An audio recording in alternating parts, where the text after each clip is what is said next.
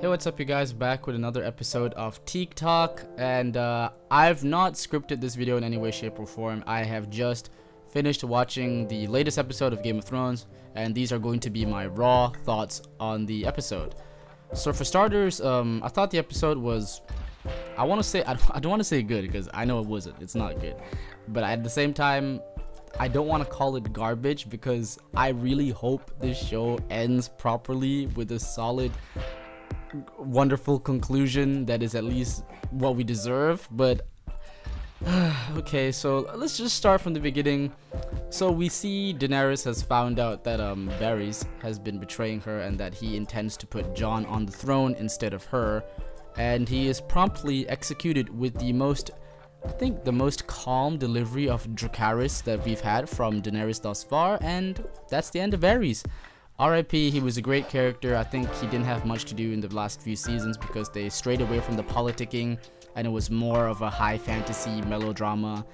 And yeah, so after that we cut to a lot of Tyrion attempting to persuade Daenerys to allow the citizens and the forces of King's Landing to surrender and for her to show mercy. And Daenerys is struggling with, acceptance of this. But in the end she does nod, and she nods to Grey Worm. I think that's a signal of, yeah, okay, fine, we'll let them surrender peacefully. So the battle ensues right after, and it's pretty much a one-sided massacre. So at the start we have Daenerys, whoa, the thunder is very loud. Anyway, at the start we have Daenerys going in on the Iron Fleet, and all of their ballistas just miraculously miss, all of them. We have like one really close to her, one just slides past her, and she barely misses it, barely dodges it, I think, the dragon.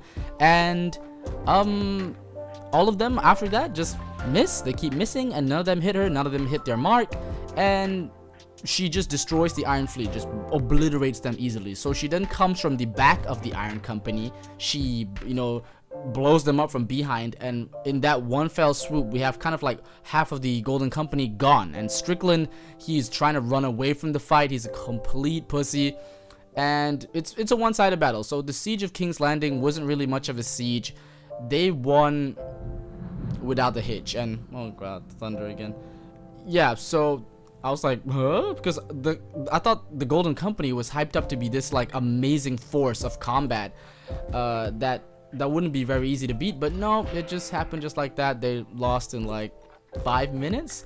And then at the end of it, when the bells ring to signal the surrender, Daenerys just goes ham. She just lights shit up, She's just flying around the city, just burning people left and right, innocent people, young women, young children, fathers. There are couples crying. There was this one scene of a dude holding on to Arya. I was like, have you seen my love? And then he goes to see that his wife has been killed, and he's just sobbing over her death. And there's just so many shots of people just running away in terror from Daenerys' dragonfire. And yeah, that's about it. Daenerys has definitely gone full Mad Queen. There is no coming back from this. I think there's no redemption here. She's definitely going to die in the next episode. That Iron Throne is not hers anymore. That is without a doubt. So we then move on to Jaime and Cersei.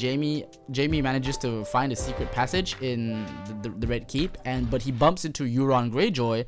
And then a little fight between them ensues, with Jaime being heavily wounded and Euron Greyjoy on the verge of death. So Euron, done. Euron is dead. He dies here. Euron's character is just the worst of this season. He's a budget. Ramsay was bad, but at least the portrayal and the acting from Ewan Rhaon, really brought life to the character. Despite the character being poorly written, he was at least very fun to watch. Euron is just shitty pirate Mario, okay? Euron is terrible.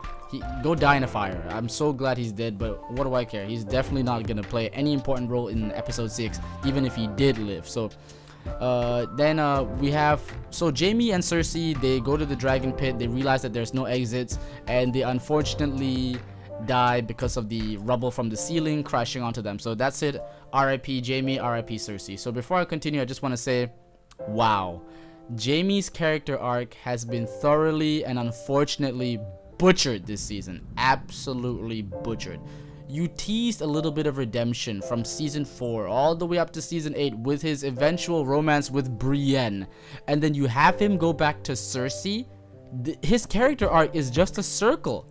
Really, you know, props to Nicholas Coster-Waldau for his excellent portrayal as Jaime, but wow, you couldn't have written his character any worse. As Cersei going out like that was fine. I thought she would have a more spectacular death, but she didn't. So RIP Cersei, RIP Jaime.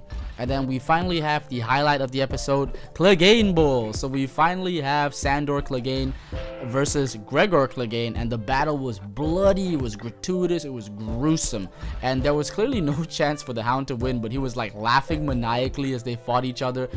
Bro, shit, man, the Hound is you think Mad Queen Daenerys is insane? The Hound is clearly off the rocker here. That guy's nuts. And they both go out in a blaze of glory, with the Hound taking his brother out with him by jumping out of the Red Keep. So RIP Sandor Clegane, RIP Gregor Clegane. Also RIP Qyburn. The dude really tried to tell Sir Gregor what to do. Do you see the size of that dude? Have you not seen what he has done? So RIP Qyburn, he just got smashed in the head by the mountain. He died in like 2 seconds, and Cersei just walking out of Clegane Bowl like, yep, nope, I'm not gonna be a part of this, bye. And yeah, so Clegane Bowl, we at least got Clegane Bowl.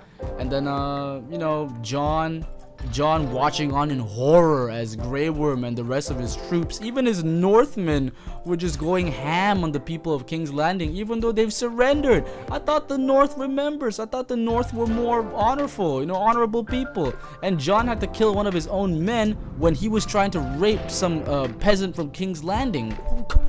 God forbid. Wow, this episode just took a turn for the worse in like 5 seconds. If you thought Anakin going to the dark side was rushed, wait till you watch this episode. Holy shit. Daenerys just set King's Landing on fire. I'm so sorry for the thunder. I live in like a 16th story house next to a railway MRT track, so you're gonna hear lots of shit. I really apologize for that. But anyway, back to the discussion.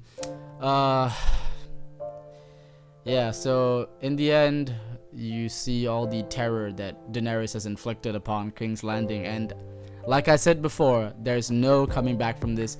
Daenerys has gone full Mad Queen, and she's going to die in the next episode without a doubt. 100%. You heard it here, folks. Daenerys Targaryen, the mother of mother of dragon. There's only one left. The Khaleesi of the Great Grassy, breaker of chains. This is it. That's her last episode. Episode 6, she's gonna die. And as far as it goes, I think the next episode is going to be all about who is going to sit on the Iron Throne, and I guess I'll tune in next week to watch. But all I can say is, thus far, I have been thoroughly and completely disappointed. I'd like to thank Dan and Dave for what they've done, doing a perfect job of adapting season 1 to 4, doing a bang up job of season 5, and then kind of like picking up the slack in season 6 and 7 a little bit. But season 8, wow. I guess that's what I get for being a loyal fan of the show for the past 10 years. That's been the Teague Talk. Leave a comment, like, and subscribe, and I'll see you guys next time. Peace.